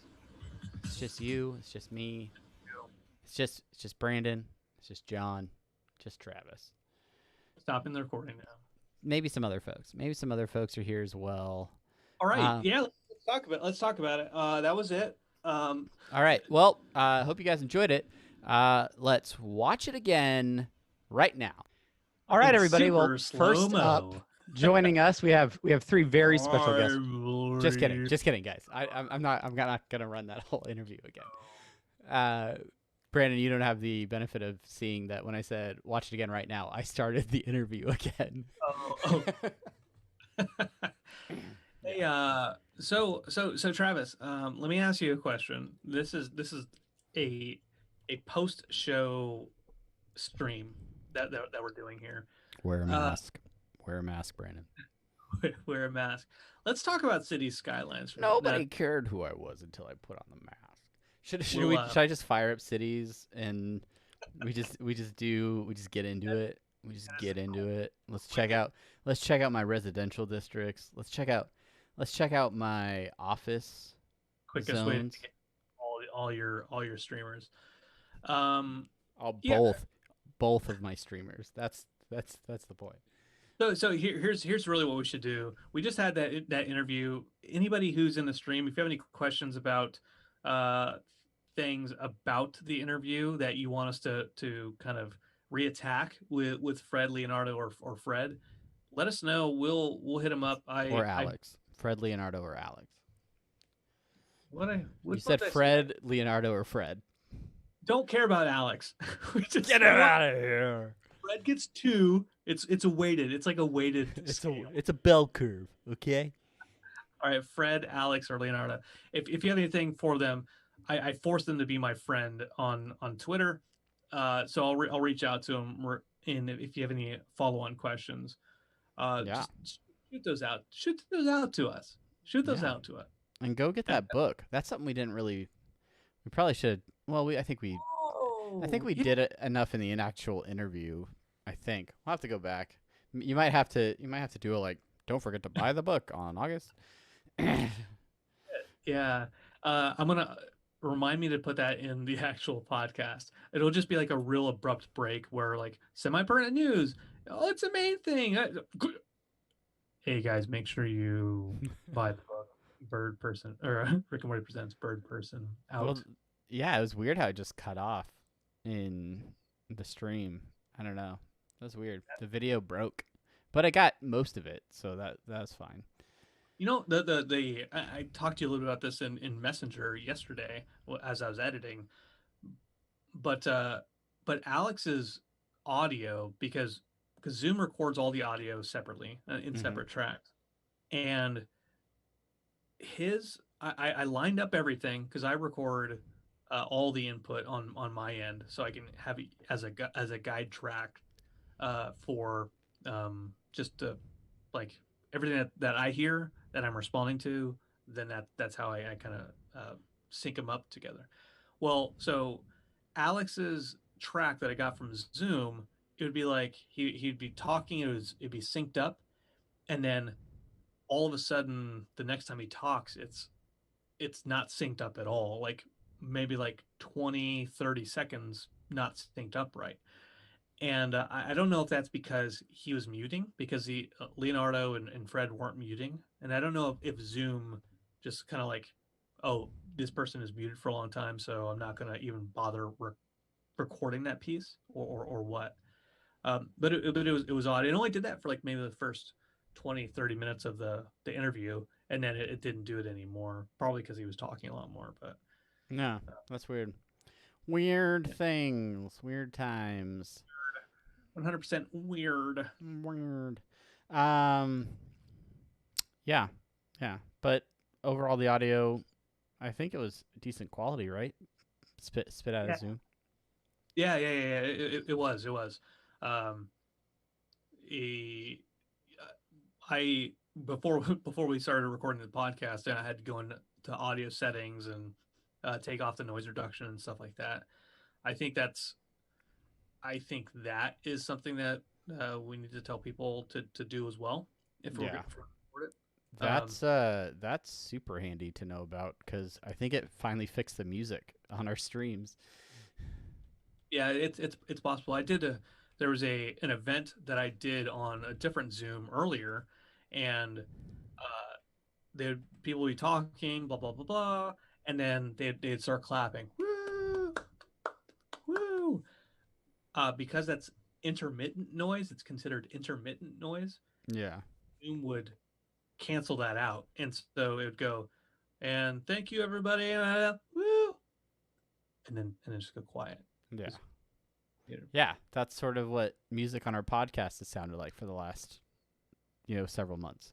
Figured it out. Whoopsie. We're learning things. We're doing things. Want to get to an important question from Champ, which was not stated in the form of a question. He basically just commenting on the fact that he's never played Cities and City Skylines, but he's watched YouTube videos about traffic flow, and that's pretty much the same as playing it. I do want to say I was having an existential crisis the other night, and I was like, I need to take my mind off the real world. So I built a city in City Skylines, and I was like, I'm just gonna start. I'm not gonna have a lot of plans. I'm just gonna build something. And I've been playing it for like 3 days now, and my city is growing. There aren't any major problems. However, I'm feeling like now that I've kind of gotten into a groove of playing, I want to start a new city with the lessons learned.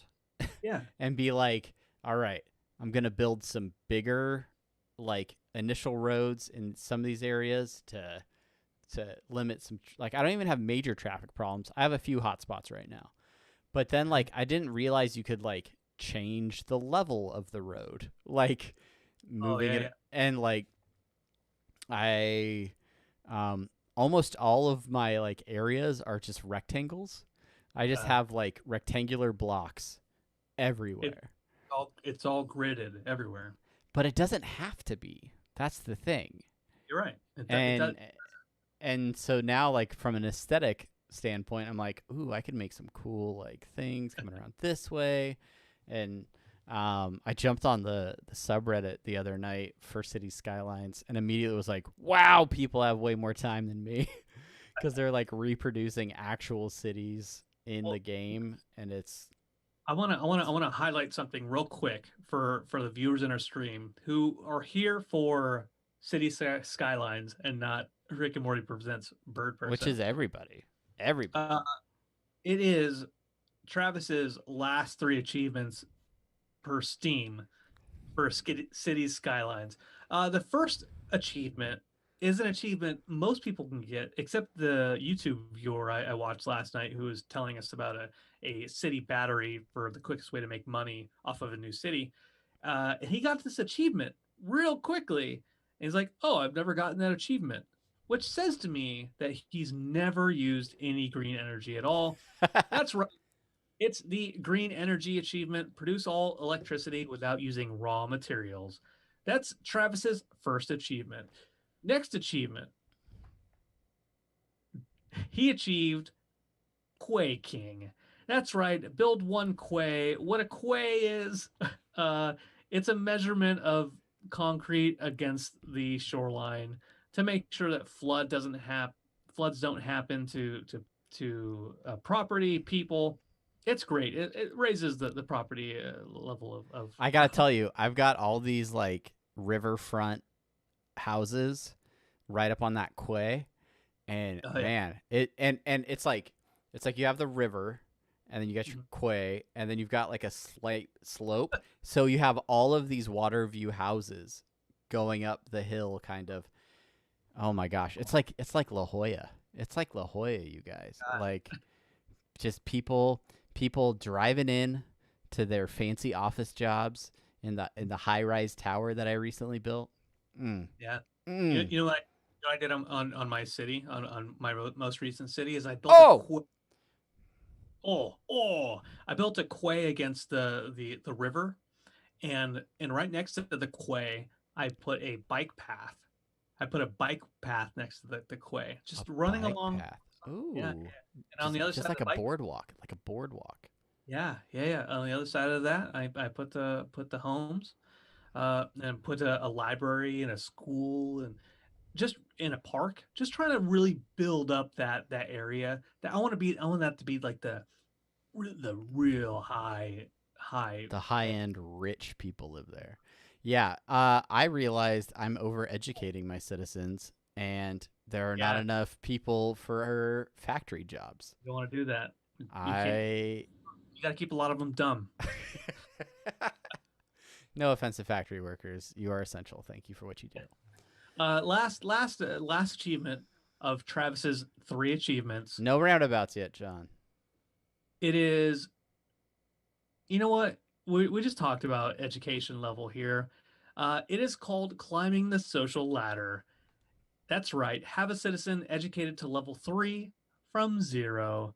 This, Travis, you got to keep some of them dumb. You can't just boost them up. You got to have the infrastructure for smart people. You got to have commercial districts. Well, not commercial, like office buildings. Right? Yeah, I've got those. It's actually part of industrial. I don't know if you knew that. It's those offices are actually part of industrial. I did not realize that. Yeah. So if you see your yellow growing really big, I think if you highlight over that, it'll say some industrial, some office. Oh, well, office doesn't pollute the way industrial does, so I'm gonna go office. Yeah, but you need industrial because they provide supplies to your commercial districts. That's why you got to. That's what I mean. Obviously, you put industrial and then commercial and then your residential, right? I mean, it's just. John is gonna live and die on the more roundabouts cause. He's like, listen, the roundabouts are always the answer. I've never been wrong. This is not the latter parts of civilization. This is Cities Skylines, the hit game on PC and Xbox that we are playing to avoid the actual world around us. I will tell you that it was a coin flip between playing Cities Skylines or playing Planet Coaster, but the mechanics for building paths in Planet Coaster is pretty wonky, and every time I jump in Planet Coaster, I feel like I want to build like Disneyland. I want to build like a very well themed theme park, but Sure. I never want to go to the trouble of downloading all the like Steam Workshop add-ons that people have diligently made and created. So I end up with just like the basic stuff, and then I'm like, none of this theming I really like, and it's and I get frustrated and I turn the game off. Yeah. Let me answer two questions here. You already answered Matt's question, but I'll answer it again. No, but Civilization Revolution was a great game. He and I played this on the Xbox 360 all the time, and last 8 hours or whatever. And Chelsea's like, "I hate you. I want a divorce." I'm like, "No, not until I kill Gandhi." And she's like, "I can get a divorce right now." I'm like, "No, not until I kill Gandhi." And turns out I'm still married to her. Never killed Gandhi. Never killed Gandhi. Not the point of that. But the sequel came out. It wasn't as good, but it's on mobile. Matt, you and I should play that on mobile sometime. He seems really into the idea. It is. Hey, don't say F that game. Fuck you. The second question is, did you finish your D&D campaign yet, Brandon? No. Did you, Brandon? Did you? I have not. We've talked about this.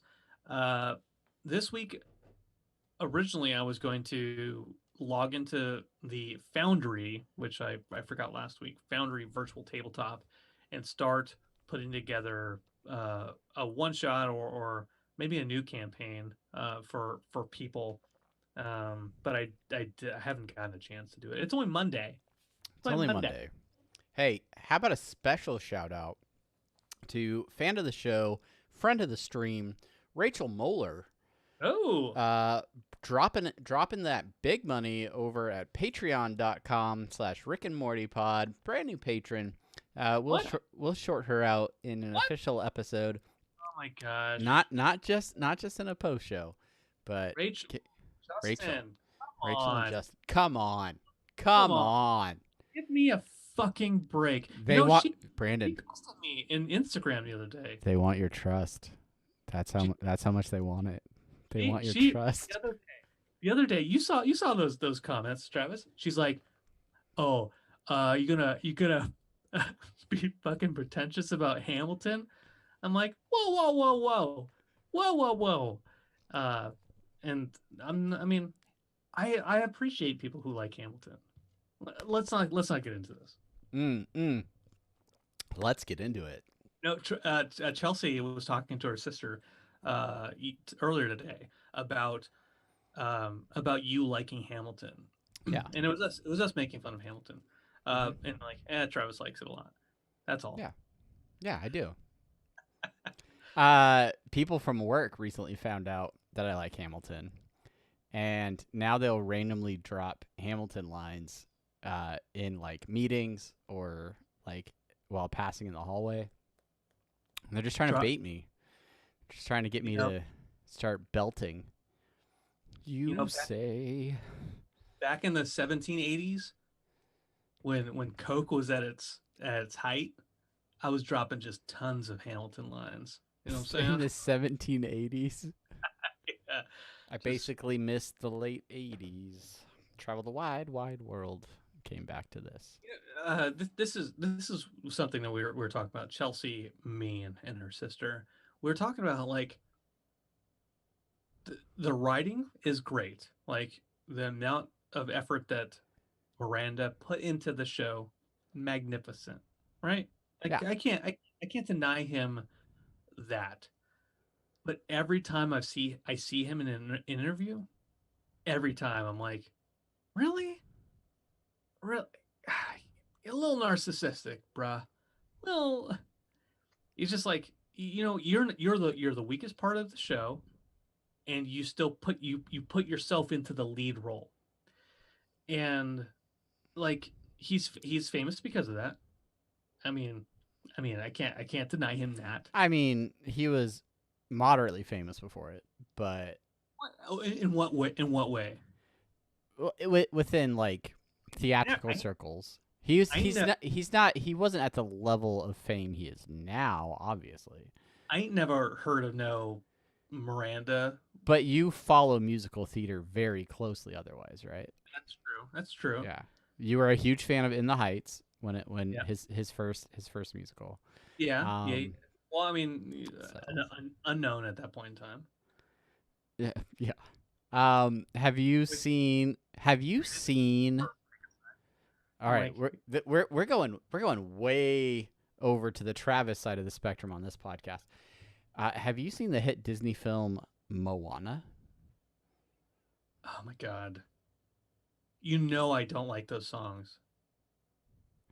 You fucking know I don't like those songs.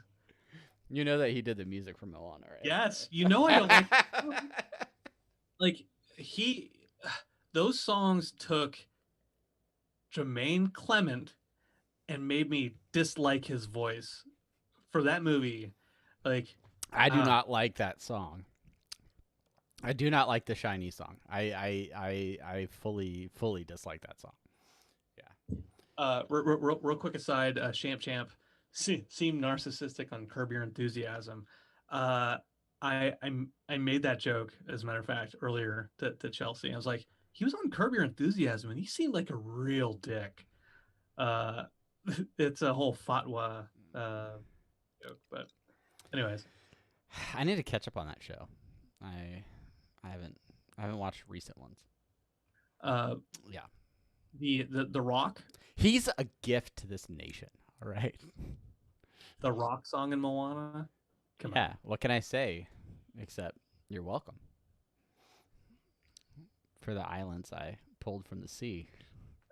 Hey, it's okay. You're welcome.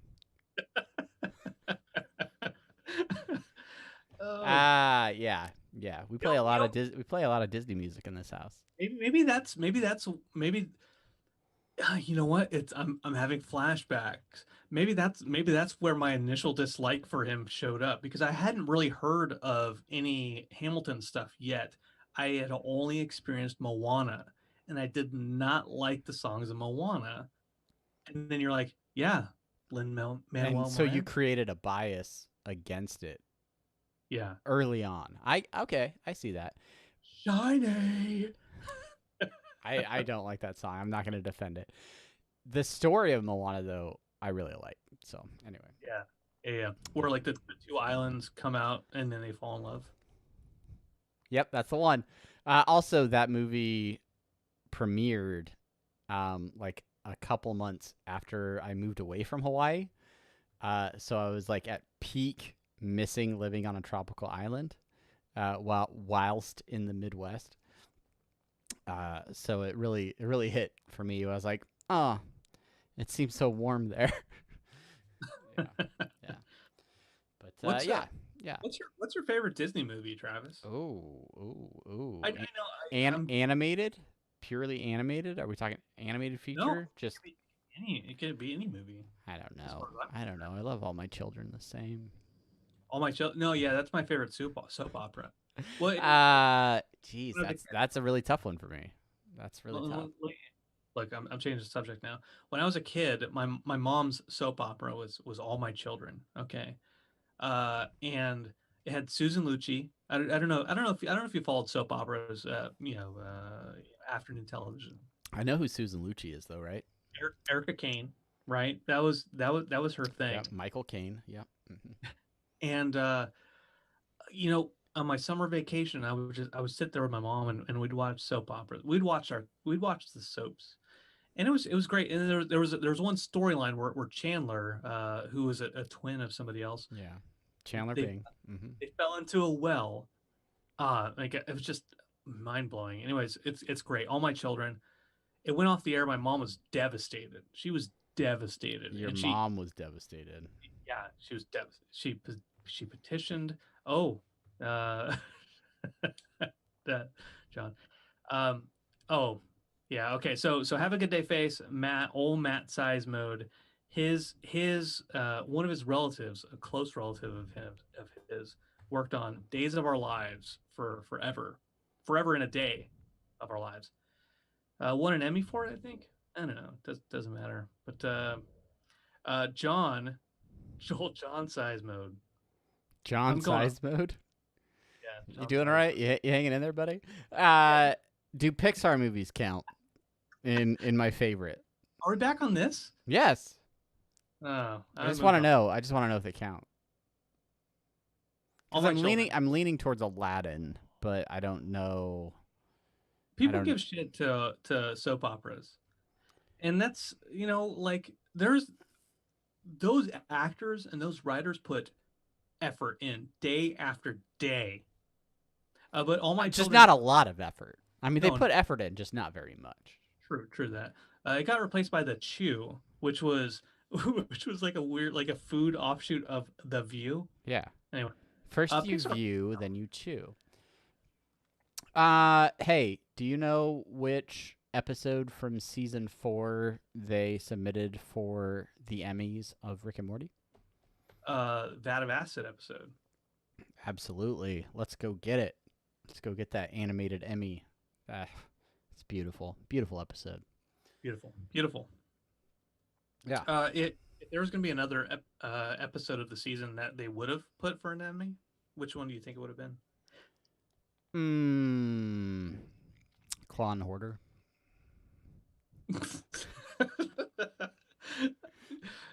You can tell how slow my reaction is. Yeah, because we get to fuck woolly mammoths. Yeah. Shadow Jacker. I could see that. I could see them submitting that just to make the Emmy panel have to watch that episode. The Emmy's like, come. Is this signed with Molly and Percocet? Molly Percocet. Muggle. Mask up. No, put your mask on. All right. Put your mask. Yeah. Yeah. Glad to hear you're doing well over there, Brandon. This is. It's 3 parts vodka. No, did it say vodka? Yeah. And 3 parts vodka, 1 part orange Fanta. So I used the 1 can of Fanta for the first batch, right? And it got me up to here, and there was like that much vodka, right? Originally, and then it got up to there. Well, then like I went back in there while the interview was going on. You mean we were diligently watching the interview the entire time it was on stream, Brandon? Yeah, I mean, well, I had to pee, and I was like, oh no, it's almost done. Anyway, so I put the vodka back up there, and then I was like, oh no, this can is almost empty, and then it got up to there. So that's where I am now. The old 50-50. You know what I need to have? I need to have a vodka tonic. I need to have a vodka tonic. Because summer's it's almost over. Summer's almost over, and I need a refreshing summer beverage. That's what I'm saying, man. That's what I'm saying. Get some tonic. I don't have any tonic. We got so far away from the topic of this. Yes, Pixar movies count. Oh well, shoot. Well, that's a whole different. Monsters Inc. That's classic. I love that one. Let me ask you a question about monsters movies. I'm of the opinion that Monsters University isn't an awful prequel. That I actually enjoyed a lot. How do you feel about Monsters University? I don't hate it. Tell me more. As you rapidly change your backgrounds. um, uh, tell you more. I don't know what you. Okay, you're gonna make me freak out, Brandon. Oh, Mole Man. Okay. Yeah, no, it's fine.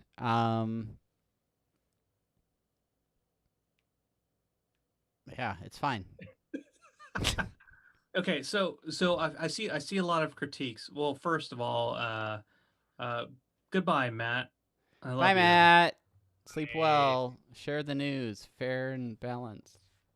Rachel, I don't hate you. I never said I hate you via Instagram. I just said that if you're gonna cuss me out one more time, then I'm gonna cry. Yeah. And I will. And then and I in our video prior to starting the stream, he spent most of the time talking about how much he hates you. That's true. If you want to see that video, don't forget to subscribe to our Patreon for only 10. No, I'm just kidding. That's a running gag tonight. You're going to already see it because you subscribed, so thanks. So Monsters University, the critique I see of Monsters U is that it's not as good as the original, which I don't fault Sure. that for. Sure. No boo. No boo. It gets a little bit away. There are some plot holes compared to the first one. But what I really like about Monsters University is that I think people don't pay attention to the theme of Monsters University because it gets away from what Monsters Inc. was going for. In Monsters University, they're like the whole thing is we all want to do something. We've all been told, yes, you can be a spaceman if you want. You can be an astronaut. You can be a physicist. You can do all these things. You can be the president of the United States of America. Anything you put your mind to, if you can dream it, you can do it. Right. You just put enough hard work into it. You pull yourself up by your bootstraps. Bootstraps. You can do what you want. And the most powerful thing that Monsters University does is tell kids you probably can't, even if you try your hardest. Even if you're super smart, you're super talented, and you work hard, sometimes you cannot fulfill your dreams. You can't do it. But that doesn't mean you can't be you can't be successful. What that means is maybe what you are successful at has yet to be discovered. Yeah. And so Mike Wazowski in that whole movie, like he's trying to be the most successful scarer ever.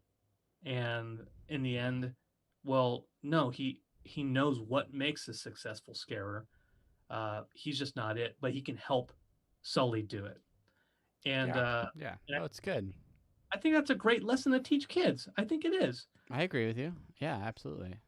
So I tell my kid, I think that's why I really like that movie too. Yeah, it's a different story, and they kind of try to put too much Animal House into it, but it's in a good ways at times. Like it's fun. Yeah. Well, they got to make it's fun for the family. It's fun. To make it in some way. Yeah. Anyways, that's not my favorite Pixar movie. That's not your favorite Pixar movie? What's your favorite Pixar movie, Brandon? Oh, now you're gonna put the pressure on me. If I were to put a dollar, his favorite Pixar movie is Cars 2. Arguably the first flop of the Pixar universe. Do you want to hear an unpopular opinion, Travis? I don't hate Cars 2. All of your opinions are becoming less valuable to me. I actually like Cars 2 more than I like the first Cars.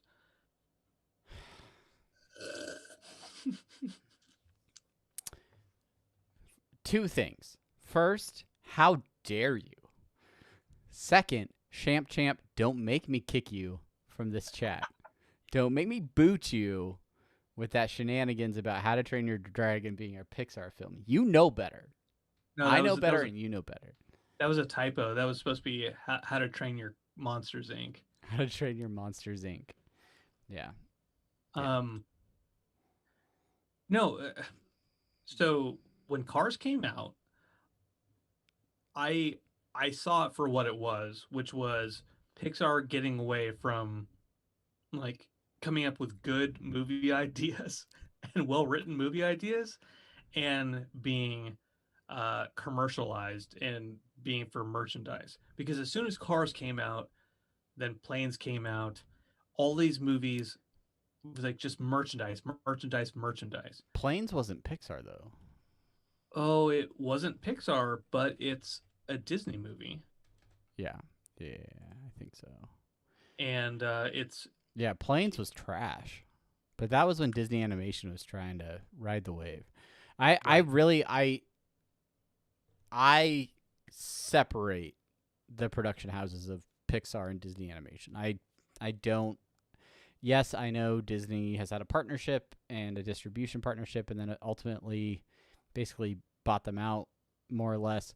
But I still look at Pixar as a very different studio than Disney. And Disney was later to 3D animation, but I don't know. I different standards. I think Disney is caught up in a lot of ways as of late, but Pixar is still sort of the king when it comes to at least 3D animation. Yeah, I try to think of the movies that were that Pixar has not done great at, which is like Cars, The Good Dinosaur. The Good Dinosaur. Yep. Mm-hmm. I'm not a huge Brave fan. I know people are, but I'm not. Cars 2. a couple others. So anyway, so Cars came out.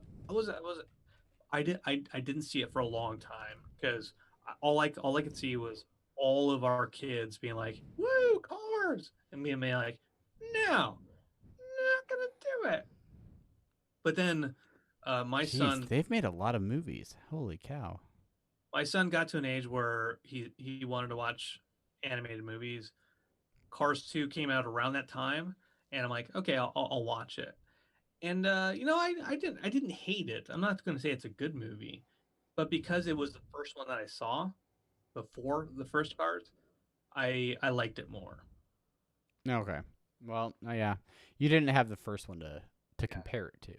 It's not a like objective quality issue. It's a my nostalgia says that this is the first I saw, so I need to like it more. Sure. Completely spaced on The Incredibles, which so good. Finding Nemo. Yeah. Come on. Inside Out. Groundbreaking. I really. Yeah. So all good things. Coco is apparently Pixar. I thought that was Disney, but no, that's Pixar. Well, I get it's Disney Pixar, so I guess it's Pixar. That's after the merger. So, yeah, Coco's great. Up was one of them. And then Onward, the most recent. But yeah, I'm not a huge fan of Onward. Yeah, it's not my favorite easily. Which I felt like I was gonna like it more, but I didn't. So. Anyway, we're closing in on 10 p.m., 11 Eastern. I want to ask you one more question. You lay it on my brother, and then I'm gonna upload my audio for you. Champ brings something up that's really interesting. He's trying to troll us, but it brings up a good question, which is, are there any DreamWorks movies that you like better than Pixar movies? We got to go back to the internet here. DreamWorks films. Hey, Sire Dark. Good to see you, man. Hey, what'd you miss? Nothing. We just got started. We're actually about to stop, but DreamWorks Animation. Let's see. So, as a huge Disney fan, are there any DreamWorks films that I like better than Disney films? Oh, Zootopia. That's Disney, right? That's Disney, yeah. Birds, Kung Fu Panda. So are we talking like specifically the like computer animated, which started basically back with Shrek? Yeah. I mean, Shrek's a classic. I like the original Shrek. Madagascar series I'm out on. Oh jeez. Over the Hedge was Move it. I like the move it. I mean, the Bee Movie is an internet phenomenon. I hear people always giving Megamind a lot of credit, but I don't. Yeah. Cloudy with a Chance of Meatballs. It's good. It's good. Yeah. Home, the movie Home is pretty good with a little alien. Trolls is popular in my house. But no, the answer is no. Shrek. I like Shrek a lot. There's some good ones in here. You know, movie I didn't like was the Grinch movie. Not a fan. The new one, the new animated Grinch movie. Yeah. Was that DreamWorks? I think so. I think that was Universal Animation. Well, the question has changed. Any Universal movies? I can't even with you all. What is this, Rachel? Trolls is popular in this chat too. That's right, it is. Let's get some branch. Oh my God. I'm not running my fan right now, and I am starting to sweat. Oh, okay. Well, let's not keep this going for too much longer. I just want to say that Trolls World Tour is out on Amazon Prime. You can get it. You can rent it on Fandango Movies.